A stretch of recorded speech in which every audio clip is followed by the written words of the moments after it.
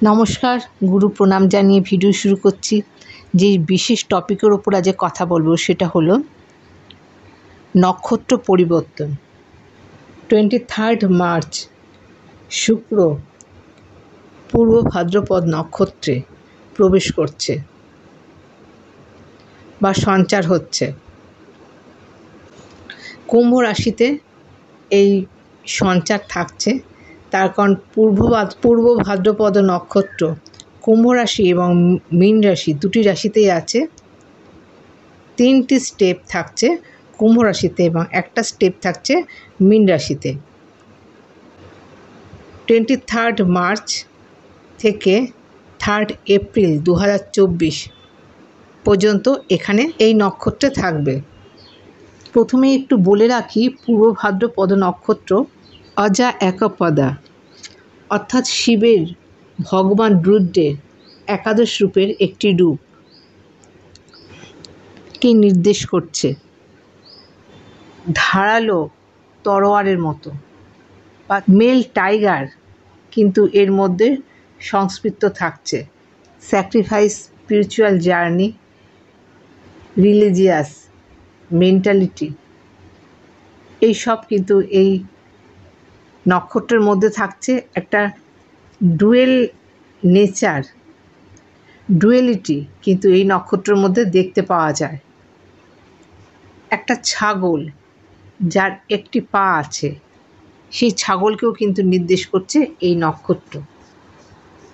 Intelligence, excellent business performance হয়। দু ধরনের মিশ্রণ থাকে এরা সামাজিক এবং অর্থনৈতিক দুই দিকেই প্রতিষ্ঠিত থাকে। এই নক্ষত্রের মধ্যে একটা ডুয়েলিটিক ক্যারেক্টার কিন্তু দেখতে পাওয়া যায়। আমরা সামনে যা দেখছি সেটা কিন্তু নয়, পিছনেও একটা ক্যারেক্টার থাকে। ডবল ফেস যেটাকে আমরা সবসময় বলে থাকি, সেটা কিন্তু এই নক্ষত্রের মধ্যে আছে। একটা ফ্রন্ট ফেস, একটা ব্যাক ফেস। এখন কোনটা আমরা বুঝবো, আমরা একটা কনফিউজ হয়ে যাব, সেটা আমাদের নিজেকে বুঝে নিতে হবে ঠিক কোন জায়গাটার থেকে সমস্যা আসতে পারে। 320 ডিগ্রি থেকে 333 ডিগ্রির মধ্যে এই স্প্যানে, অর্থাৎ 13 ডিগ্রি মতো কিন্তু এই স্প্যানে নক্ষত্রের বিস্তার থাকে। নবাংশতে 4টে নবাংশ থাকে, যেমন একটা মেষ, প্রথম পদ পড়ছে মেষে, তারপরে দ্বিতীয় পদ পড়ছে বৃষ রাশিতে, তৃতীয় পদ পড়ছে মিথুন রাশিতে, চতুর্থ পদ পড়ছে কর্কট রাশিতে। এই যে নক্ষত্র, এর মধ্যে ঋষিরা যে সিম্বল করে দিয়েছে, একটা তরোয়ার, একটা শোর্ড তরোয়ার, যেটা দুটো দিকই ধারালো থাকবে। আমরা বিশ্লেষণ করলে আমরা বুঝতে পারি যে এরা কিন্তু যেই দিকে খারাপ দিক বেছে নিক বা ভালো দিক বেছে নিক, যেই দিকেই বেছে নেবে সেই দিকেই কিন্তু একটা তীব্রতম জায়গায় যাওয়ার ক্ষমতা থাকে এদের। বিজনেস পারফরমেন্স এদের ভালো থাকে। তাহলে এই যে নক্ষত্রর বিস্তার হচ্ছে কুম্ভ রাশিতে, ঠিক কী ধরনের ফলাফল পেতে চলেছেন মেষ থেকে মীন রাশি, সেই সম্বন্ধে আপনাদের সাথে আমি ডিটেলসে আলোচনা করব। মেষ রাশি একাদশে এই ট্রানজিট হবে। সফলতা আপনাদের কাছে আসবে, কিন্তু সেটাকে ধরতে গেলে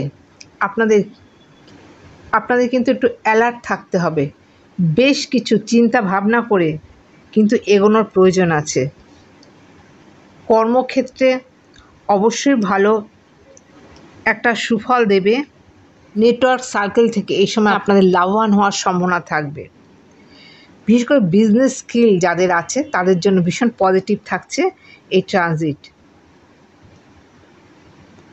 এবং অর্থের জায়গায় মেষ রাশির অর্থ, তার কারণ আপনাদের দ্বিতীয় পতি শুক্র কিন্তু শুক্রের ট্রানজিট, শুক্রের নক্ষত্রে হচ্ছে। দ্বিতীয় পতি শুক্র, অর্থের জায়গা একটা এক্সিলেন্ট জায়গা দেখতে পাওয়া যাচ্ছে মেষ রাশির জন্য। এবং পারিবারিক অনেক সমস্যা কিন্তু এই ট্রানজিটে মুক্ত হবেন। আসছে বৃষরাশিতে। বৃষরাশির দশমে এই ট্রানজিট চলছে। জবের ক্ষেত্রে একটা ভীষণভাবে পজিটিভিটি দেখতে পাওয়া যাচ্ছে।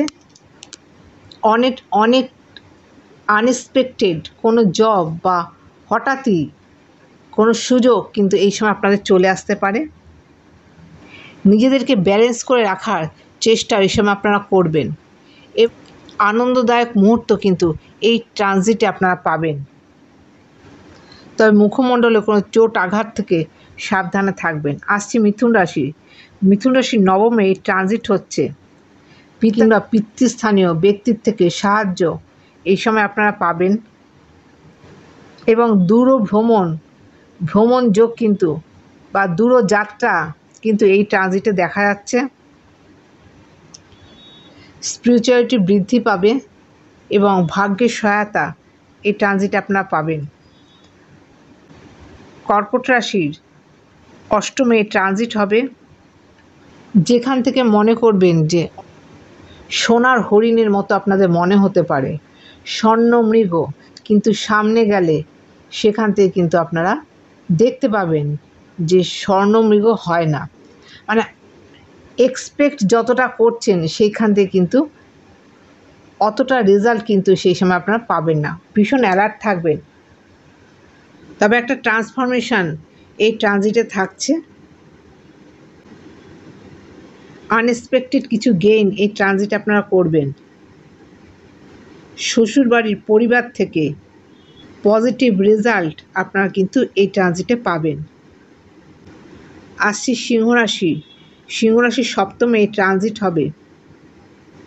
বিবাহিত জীবনে সমস্যা যেটা ছিল সেটা খানিকটা হলেও রিমুভ হবে। একটা পথ এই সময় আপনারা কিন্তু দেখতে পাবেন।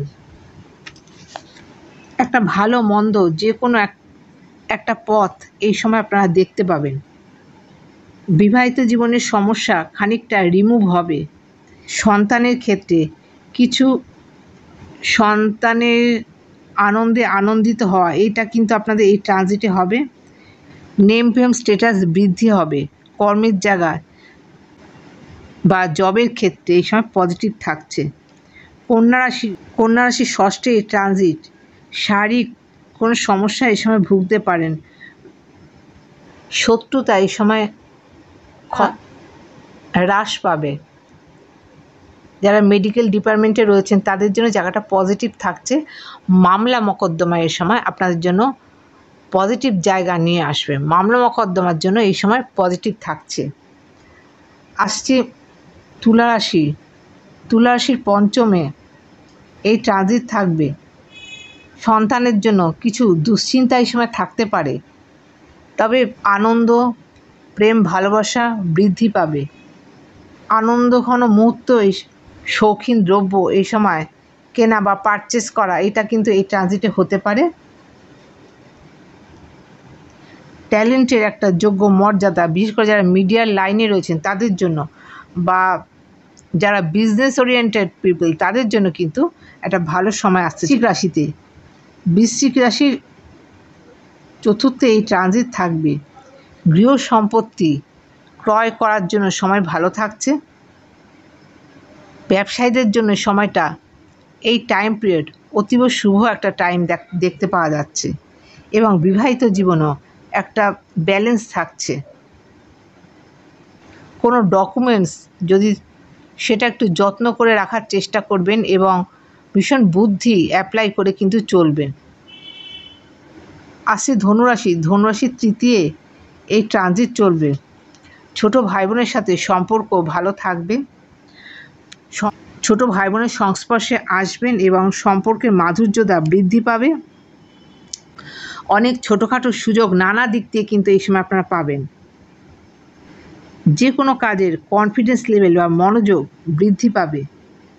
কোনো জায়গার থেকে আনএক্সপেক্টেড কোনো গেইন কিন্তু এই সময় আপনারা করতে পারেন। আসছি মকর রাশিতে। মকর রাশির দ্বিতীয় এই ট্রানজিট চলছে। অর্থের জায়গা ভালো থাকছে মকর রাশির জন্য। বিলাসবহুল জিনিস কেনা, আনন্দে লাক্সারিয়াস লাইফ লিড করা এবং মন করা বা যে কোনো কারণে আপনারা আনন্দকে উপভোগ করার জন্য কিন্তু এই ট্রানজিটে বিশেষভাবে শুভ থাকছে। যারা মিডিয়ার লাইনে রয়েছেন কিংবা গ্ল্যামারের সাথে যুক্ত আছেন তাদের জন্য এই সময় বিশেষ শুভ থাকছে। আসছি কুম্ভ রাশিতে। কুম্ভ রাশিতে এই ট্রানজিট হচ্ছে।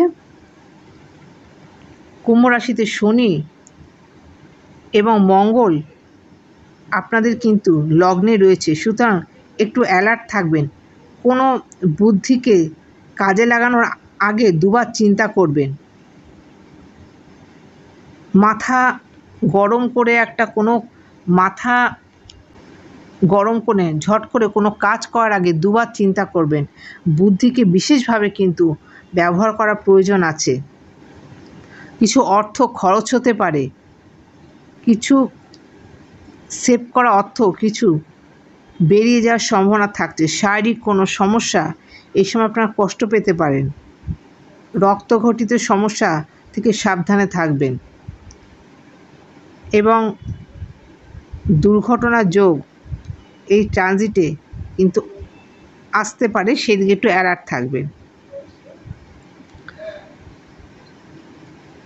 রক্তপাত থেকে সাবধানে থাকতে হবে। আসছি মীন রাশিতে। মীন রাশির দ্বাদশী ট্রানজিট চলছে। এই নক্ষত্রের লর্ড বৃহস্পতি এবং মীন রাশির লর্ড বৃহস্পতি কিন্তু এই লগ্নপতিকে অনেক বিপদের হাত থেকে রক্ষা করবে এবং এমন কিছু পথ দেখাবে যে শত্রুতা করেও যদি কেউ অন্য পথে আপনাদেরকে টার্ন করে সেখান থেকে ফিরে আসবেন বা বুঝতে পারবেন যে এখান থেকে একটা চালাকি চলছে, একটা স্টেবল হয়ে যাওয়া বা একটা নিজেকে ব্যালেন্স করে আপনি এই সময় রাখতে পারবেন। অবশ্য শত্রুতা বৃদ্ধি পাবে এবং অর্থ খরচ হবে, এই দিকে একটু অ্যালার্ট থাকবেন। কোনো কথা বলার আগে চিন্তা করবেন, হয়তো কথাটা ঠিক, কিন্তু তাও কোনো সময় ঠিক কথা বলার আগেও দুবার চিন্তা করা উচিত। এখানে শত্রুতা বৃদ্ধি পেতে পারে। আশা করছি প্রয়োজনীয় তথ্য আপনাদের জানাতে পারলাম। এই এখানে শেষ করছি। নমস্কার।